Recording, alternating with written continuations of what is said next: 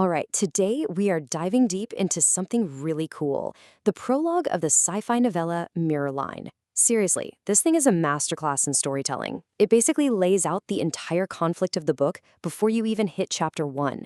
So we're going to break down exactly how it sets up the whole story, and we'll look at the key passages that spell out its biggest themes. Okay, so the story kicks off with this line. And it's not just some cool sounding tagline, this is the central theme, the big question hanging over everything. It's basically asking, is survival about fighting harder or about seeing things more clearly? It's a question for the characters, and it's definitely a question for us. So first up, shadows before the dawn. And right away, the story does something interesting. We don't start at the beginning. We start at the end of someone else's story. We're dropped right into the chilling aftermath of the villain's plan working perfectly on some other planet. I mean, listen to these words. This is from a defeated leader, just completely heartbroken, realizing how badly they were tricked.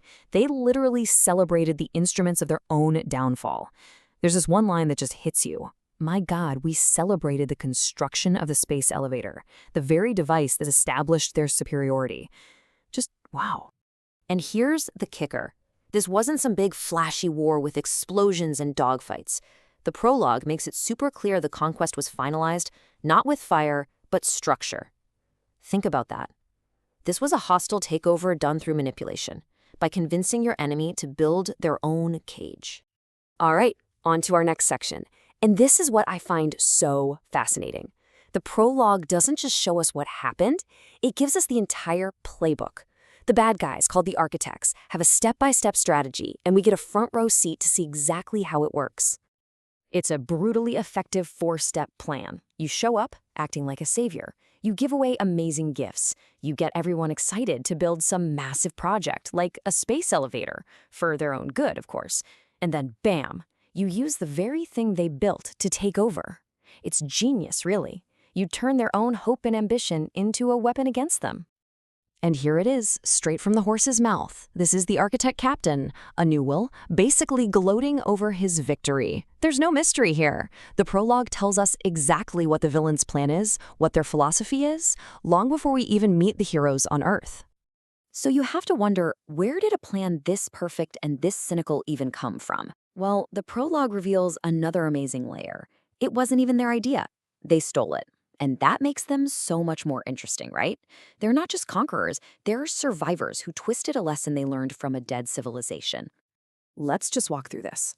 Their entire strategy, their whole doctrine of conquest, came from studying the ruins of a lost world. As their captain puts it, they found a civilization that built too much, trusted too far, and vanished before they could see the ending. So the architects basically weaponized another culture's apocalyptic failure to guarantee their own survival. Okay, so we know the playbook. We know where it came from. We've seen it work with terrifying success on the planet Destinia. So, where does the story go from here? The prologue pivots and aims that exact same playbook right at the main setting for the story, Earth. I mean, just look at this. It is chilling how similar it is. The prologue lays it out side by side. The architects are running the exact same play on humanity, almost word for word, that they used to conquer the last world. History is literally repeating itself right before our eyes. And here's Captain and Newell again, broadcasting to his own fleet. Listen to how he frames it. He calls their deception a gift, a pattern that saved us. He's twisting his people's own desperate history of survival into a justification for conquering others. This one passage just perfectly captures the entire conflict.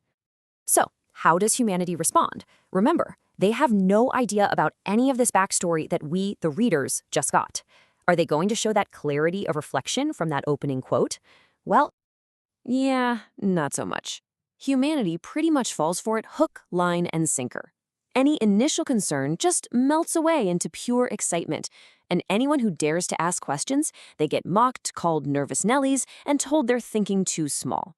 We're watching a world enthusiastically embrace the exact same promises that we know doomed the last one. And the prologue ends with just these 3 simple, powerful words. The trap is set. It's so stark, especially against the backdrop of Earth's global celebration. We know the truth. We see the board.